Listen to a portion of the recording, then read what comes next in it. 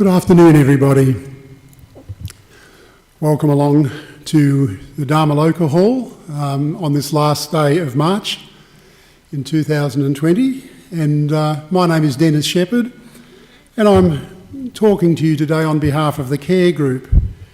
The Care Group, as you hopefully know by now, is a group that we've started up here at Dhammaloka for the Buddhist Society of WA in general, where we are going to set up a telephone listening service eventually, where people who feel the need will be able to sort of call in and find a listening ear at the other end.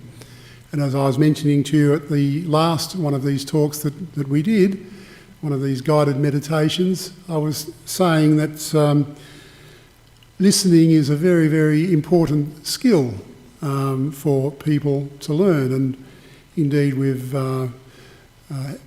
put through quite a number of people, members now here, ready to start this service, and we will be ready to start probably in about a month's time, in probably towards the beginning of March. Sorry, the beginning of May. So at the end of April, we'll be able to move on. So we thought we would do these series of talks for you, just really to give you an idea or a flavour of just what it is to listen, and mainly so that you can actually use this skill in your own meditation practice. So in fact, you're learning or using your meditation practice as a way to be able to listen to yourself, to listen to your own inner talk, the inner things that go on, and to be able to understand yourself a little bit more and understand your own conditioning so that you can work to alleviate the problems and the traumas that might be associated with what you're thinking about or what you're feeling. Last week we went through the anxiety and the fears that are very palpable at this time of the COVID-19 crisis, and all of the shutdowns and the self-isolations that are happening. And there is a lot of fear in the community. So hopefully what we talked about last week and the guided meditation that came with the preamble of the talk was helpful for you. This week we're going to talk more about our own emotional noise. So just what emotional noise is. But just before we do that, I did want to mention to everybody that if you feel that you would like to have someone call you, if you're feeling stressed or troubled in any way and you'd like to talk about that, you are very welcome to write to us here at care@bswa.org. So I'll just repeat that again for you. It's care@bswa.org. So if you'd like to write to us and just let us know your telephone number or your details, or if indeed you just would like a return email, there will be a member of our care group that will certainly be very happy to do that for you. But if you send through a telephone number, we will, or a way of contacting you, we definitely will endeavour to do that. So, just in the preamble to the meditation that we're going to be doing in a moment, I would like to talk to you a little bit about the Four Noble Truths again, a very obvious thing in our Buddhist practice, but I would like first of all for us to look at the first Noble Truth again of dukkha. And dukkha, of course, is a thing that we can see it's a very real happening at the moment. The virus has brought about a lot of dukkha in our communities right around the world. So it's probably not too much trouble to be able to just see what this dukkha means, this suffering that the Buddha talked about. The nature of our being is, he said, this dukkha, the very first noble truth. So suffering, not satisfactory, dukkha. It's a good word. And sometimes difficult to see dukkha all of the time, especially when we're having a good time or when we're enjoying life. Dukkha is not so apparent, but it is apparent right at the moment. But even if you start to get used to just looking at the First Noble Truth, you will see that this dukkha really is there in all the aspects of our life, even the good times and the happy times. This dukkha is there because it's there as part of a duality in the way that we are conditioned. But last week I started to introduce in the meditation a way of actually noticing the second and the third Noble Truth that the Buddha talked about. That's just the fact that dukkha arises, has a beginning, but also that dukkha finishes, it has an end. And we're able to sort of see this thing happening with the conditions of our mind, and we'll certainly go through that again today with the guided meditation that I hope to give to you. And then also, just looking at that, last week we looked at the still consciousness that is there as the body and the mind starts to relax and go very deep and focused, and we start to develop what we call samadhi, the Pali word of samadhi, which is another word really for concentration. As our mind starts to concentrate and go deeper and deeper and becomes more and more relaxed, more and more soft and sensitive, in fact, this stillness is something that starts to become apparent. And in fact, this, as I was saying last time, this stillness is something that is there all of the time. It's something that we can go to and develop. We can go to it and use it as a datum in our lives, if you like, a reference point, to be able to know when we know that stillness is there, we'll know that we're actually in the present moment. We know that we're present. So I was talking to you about that last week, but also explaining that this stillness is really just another word for spaciousness or emptiness, you might say, or indeed you could even just see it as still consciousness. It's really just the consciousness that is at the background of our mind, the matrix. It's what makes up our mind. Really, you could say it is what our mind is. It is this consciousness that's not moving, very still. You can just notice the way that it iterates. It begins and ends very, very fast. The Buddha said begins and ends countless times in the wink of an eye. And you can get a sense of this once you start to understand what it is and as you start to get closer to this still consciousness. And we'll go into that in the guided meditation in a moment. But I was also just mentioning last week how this still consciousness has the propensity to move.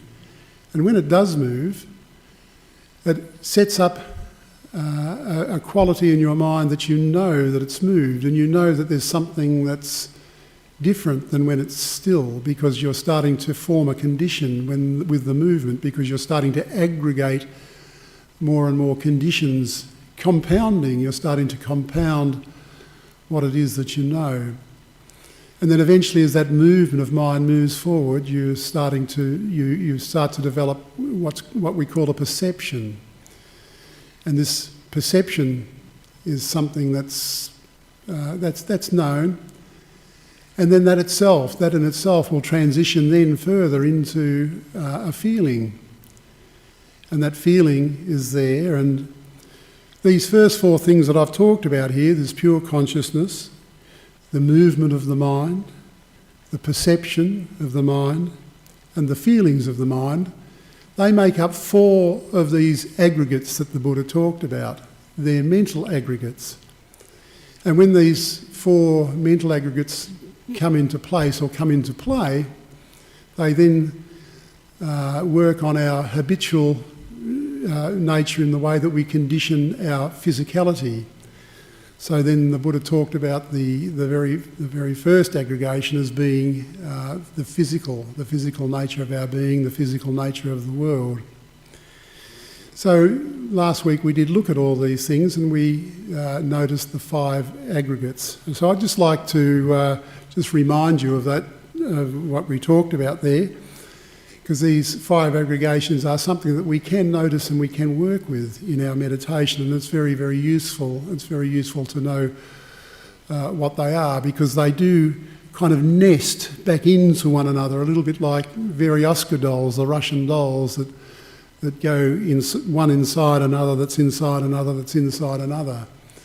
And the meditation process itself is in fact a little bit like a unification that allows you to go back and back and back until finally you get to the very bottom of all this, which is the still consciousness.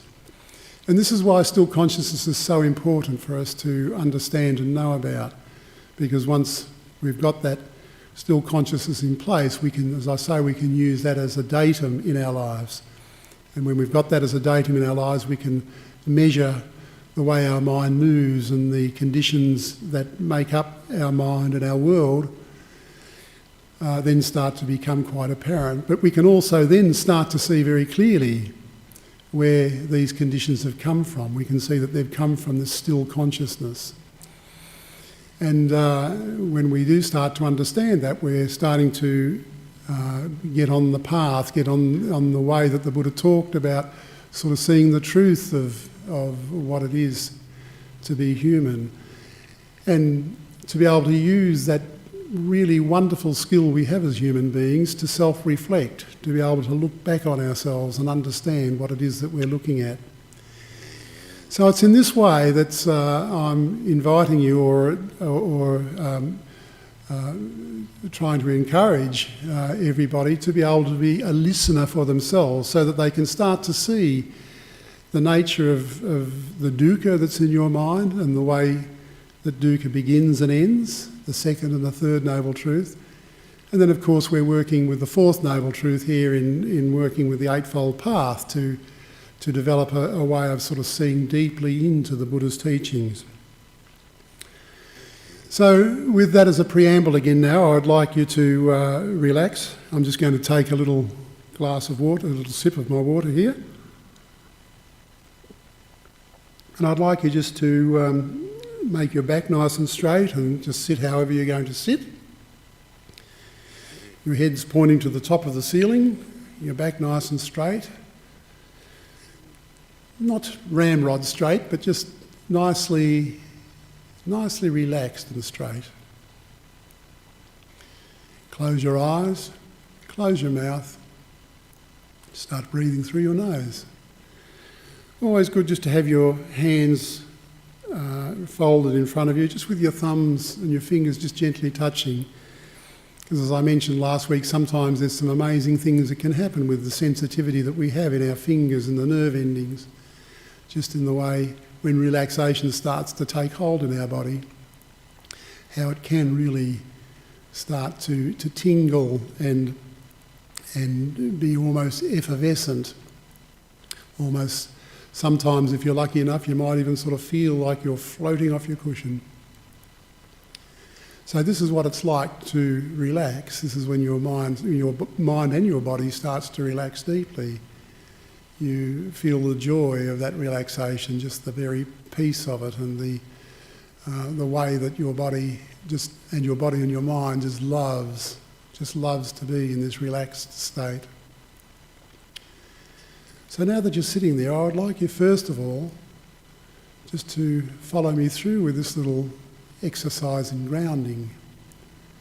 So just to see yourself sitting on your mat or on your seat, however you're sitting. And then just to feel the way that you're being pulled into this earth. Just to feel the gravity, not strong, but just reassuring, in fact. It means that we're not going to float off the earth, but we're just part of the earth. You can feel the way that we're being pulled down with the force lines of gravity, and you can imagine in your mind's eye even that these force lines are moving right through you and right through to the centre of the earth. And as we're doing this, we could also just make that little contemplation that we are part of the earth. All of these elements and the compounds that make up our body, the blood and the bones and the hair, the teeth, all of these components in our body, they all are made from elements from this earth. We are part of the earth. We're alive on this earth. But we can feel this way that we're connected to it through the gravity and being grounded. But then at the same time we can also notice that we are also connected to being part of the universe, that this earth itself is part of a system that goes around the sun, and our solar system is part of a system that is in a galaxy, and this Milky Way galaxy is in the wider universe, and it's all working together. And we're part of that universe, part of the world, part of the universe. And it's a very, very comforting thing to know that we belong. We belong here. This is where we live. This is how we are. This is our being, part of this universe. And then I'd like you to anchor yourself just a little bit more in your body by just maybe feeling your toes, just to notice your toes. You can give them a wiggle and just then bring your attention into your toes and then move across the arch of your foot into your heels. Then moving up the heels, up from the heels into the ankles and into the shins and the calves. Just noticing what you can see. Sometimes interesting to look at the hard bone, especially in the shins, and the soft muscles, and even feeling the strength in the muscles sometimes, especially as we move up through the knees and into the thighs, feeling those strong muscles. Then moving through into your bottom, and you can just feel the way that you're sitting on your seat. Feel the gravity as it pulls you down. Then moving into the lower part of your tummy, lower part of your back. Then up into your chest, the upper back area. And just noticing as you're moving through all of these parts of your body, you'll notice that there's, especially around the tummy and in that area, there are little rumbles and gurgles and movements, fluid rushes. Then up into your chest there's rhythms of your heart and rhythms of valves opening and closing, pumping.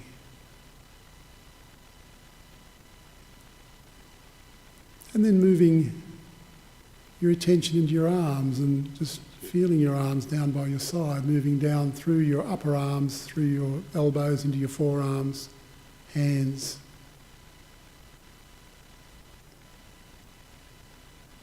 And then into your fingers. And again here I just like to linger around my fingers just to feel the sensitivity that's there, just to see if you can notice any tingling that's there. Sometimes it will just spontaneously move to the rest of your body. The tingling that's there, you can start to notice that it is everywhere. It's everywhere else on your body, all over your skin. And you can notice that relaxation that's starting to take place.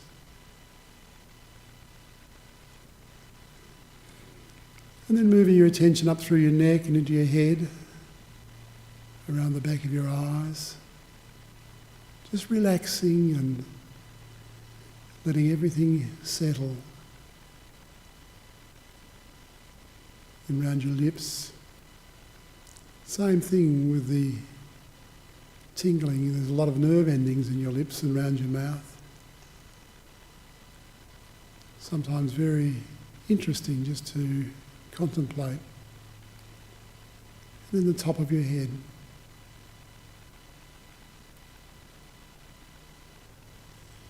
Then you can just notice yourself sitting. You've brought your attention now completely inside yourself. The external has been left behind, and you're now sitting inside this fathom-long length of body.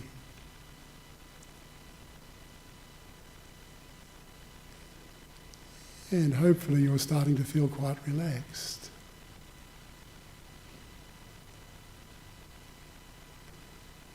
And then what I'd like you to do is just to naturally let yourself find the breath.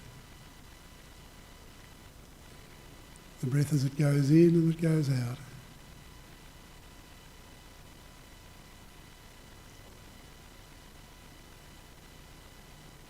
It's always good to just find yourself just around the tip of your nose, just to stand guard at that point around the tip of your nose and just watch the breath as it flows past to go in and then flows past to go out. This is the breath that's beginning and ending. Right here, right now, we have the second and the third noble truth working for us. We can see it. The breath begins, the breath ends.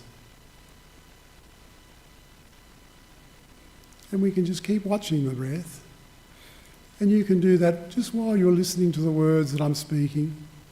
And I don't want you to necessarily take any notice of the words that I'm saying. You just need to just know that the words are being spoken.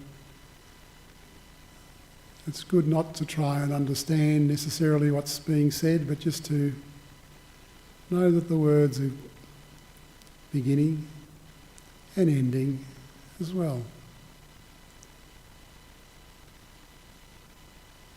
And you can just relax, and you don't have to worry about a thing. And just let yourself settle. Let the concentration start to build. Let the Samadhi start to build.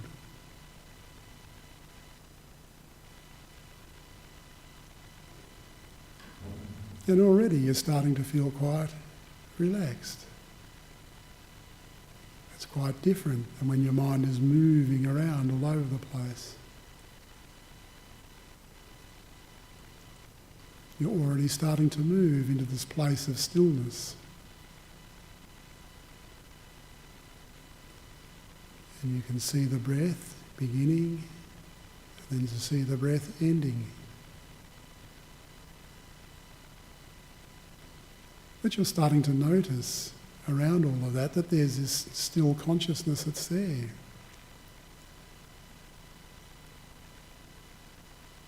You can notice the breath beginning and notice the breath ending as you just be with all that's happening. And you are starting to notice now that stillness. That stillness of the mind being very, very still. So that what is moving is the breath. It's moving in and it's moving out. But the stillness is just there.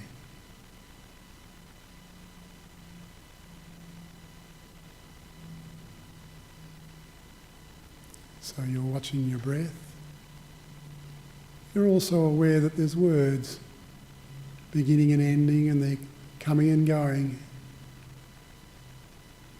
in the stillness of your mind. You can know that.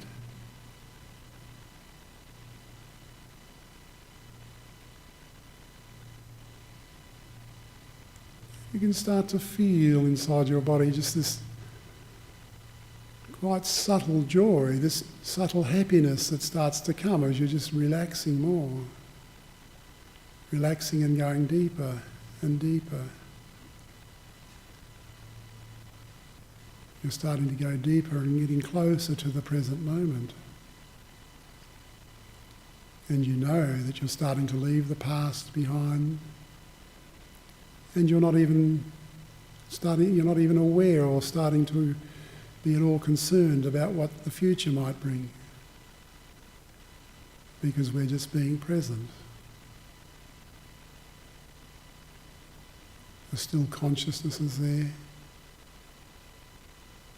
The breath is there.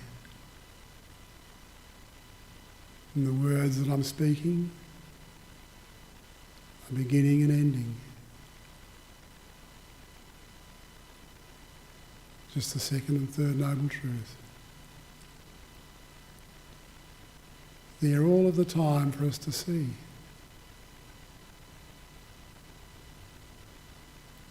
In the same way that there's still consciousness that we're now starting to become quite aware of is just there for us to see all of the time. This beautiful stillness.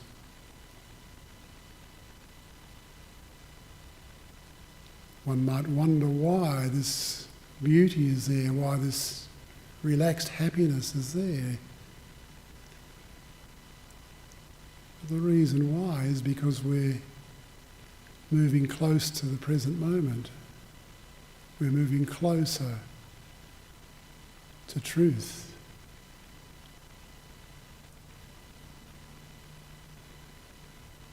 We're being present.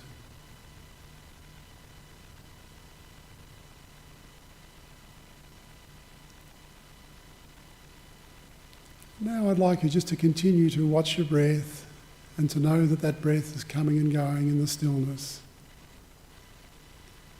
And you're also just aware of the words that are being spoken. But I would like to just talk to you about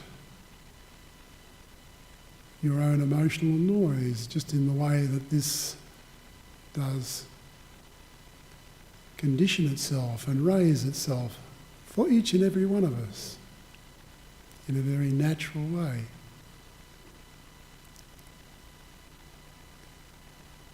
Because this conditioning process, the conditions that come into us, the conditions that we hold on to and grasp, we tend to hear these things just as you're hearing this now.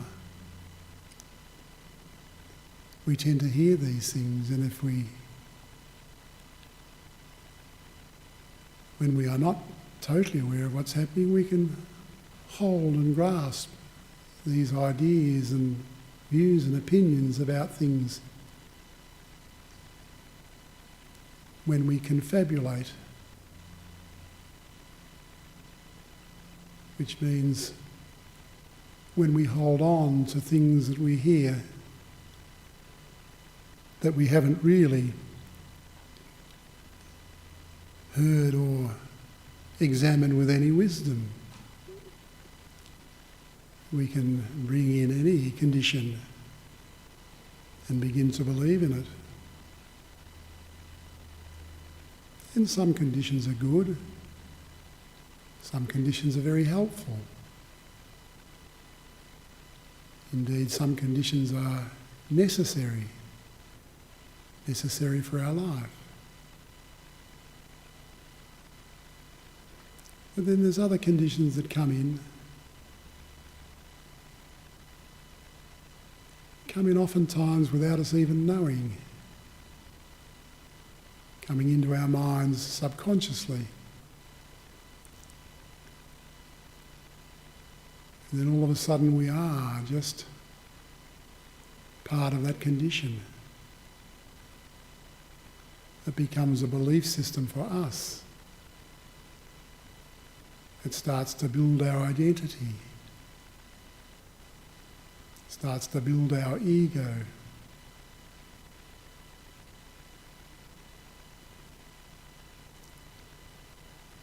This is our emotional noise.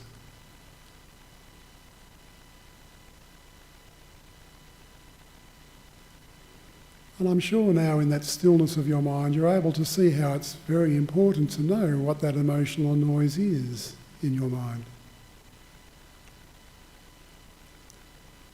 Especially if it's causing you trouble.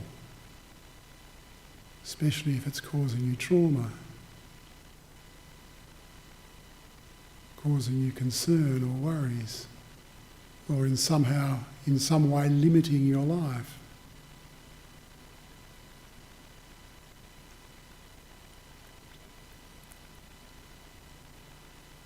And now you can start to notice that with this stillness that's still present,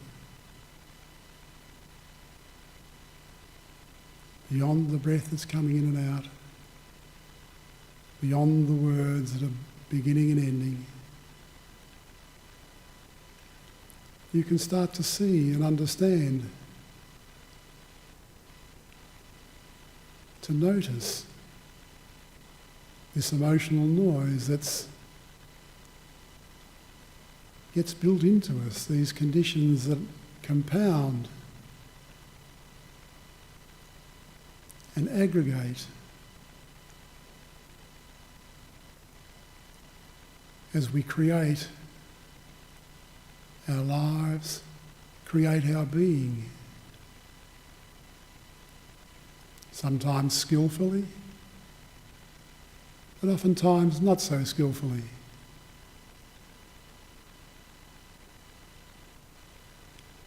But you can notice now just the way that when you can see, when you start to build and put a space between yourself and the emotional noise, you can see that you do have an opportunity to reflect on what that emotional noise is, so that you can either decide to keep it, or you can decide to ameliorate it or finish with it.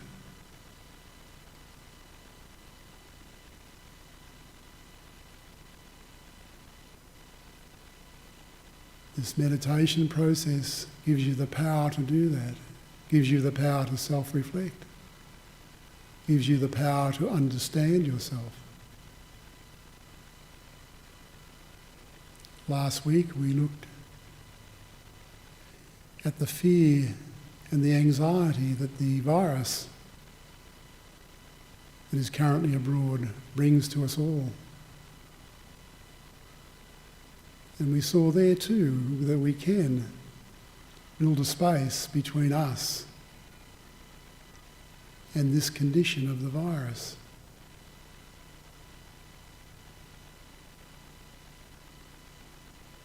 And we can start to see the added-on feelings that come, the added-on perceptions, and then the feelings that come to bring us fear and loathing.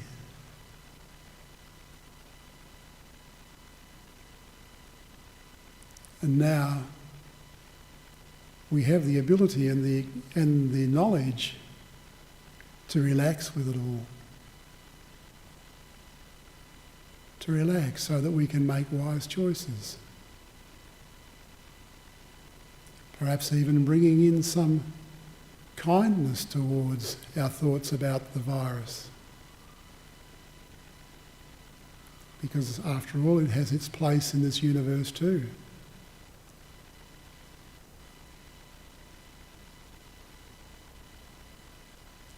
We certainly don't want it to be troublesome for us or to cause us any harm or injury or death.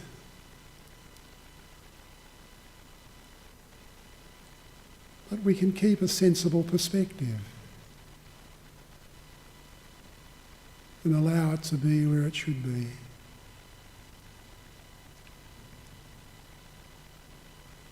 And we can do everything that we can need to do to keep ourselves safe.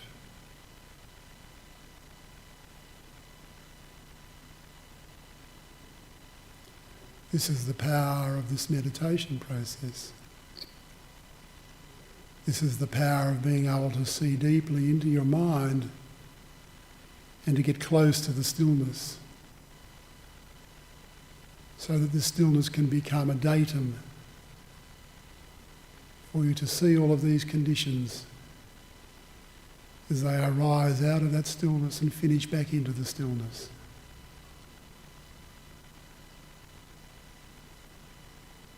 We start to see and understand how wonderful the Buddhist teachings are.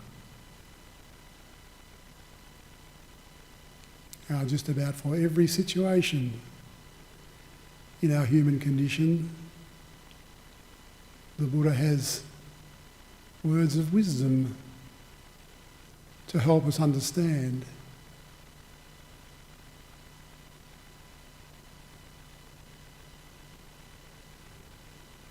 Now, as you're still being and watching, being with the stillness,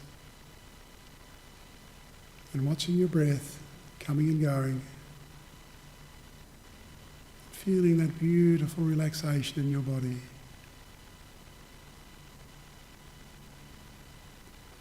I'm just going to stop speaking for a moment so that you can allow this stillness to amplify. And what I'm going to ask you to do is to let the stillness amplify and to cultivate it to the extent that you can. Bring it with you into your waking consciousness, into your normal consciousness when we return from this meditation, from this guided meditation that we're doing.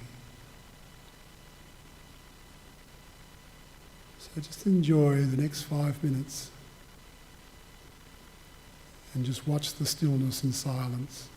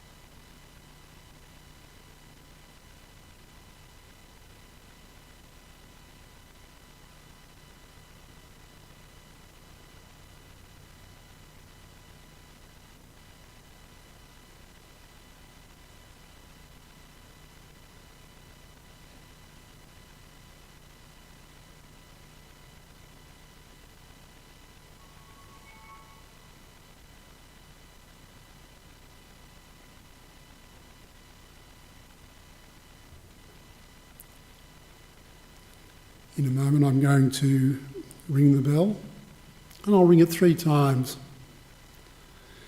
And while the resonance of the bell is resounding, I'd like you just to do a bit of a stock take just to see what's happened for you. And I'd also like you very much to be able to know that stillness right now, to feel it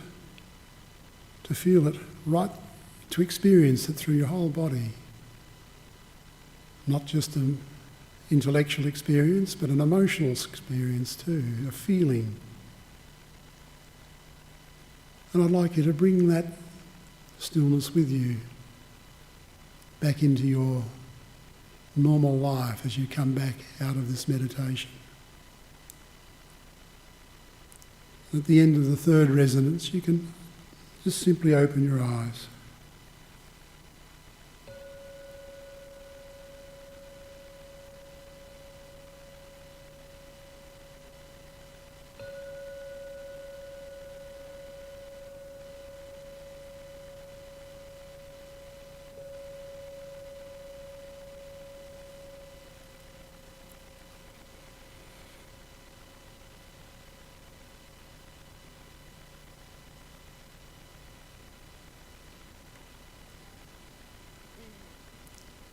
So, I hope everybody is back with us now. You can open your eyes and hopefully you can notice too, as you are seeing, your seeing consciousness is working, your hearing consciousness is working, but hopefully for you there will also be that still consciousness resounding there in your mind, identifying your mind, giving your mind or showing you what the matrix of your mind is. That stillness that's there, that still consciousness that everything arises from and that everything too goes back into, begins and it ends. The 2nd and the 3rd Noble Truth. Probably the most amazing words, the most amazing teachings that have ever been taught in this world. The 4 Noble Truths. The dukkha is there, the dukkha is the trouble in our lives.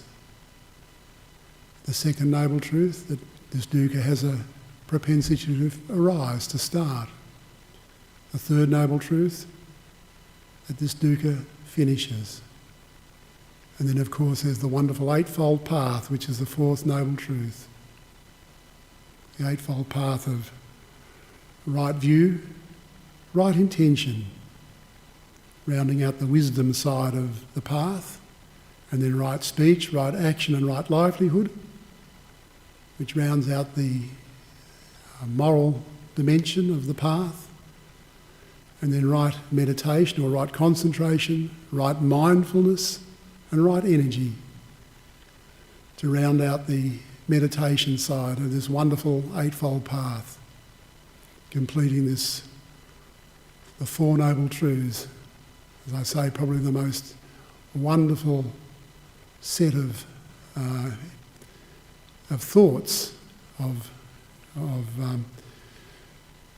things that people have taught over the years. This is probably out of everything that there is, this 4 Noble Truths are probably the most important for humanity.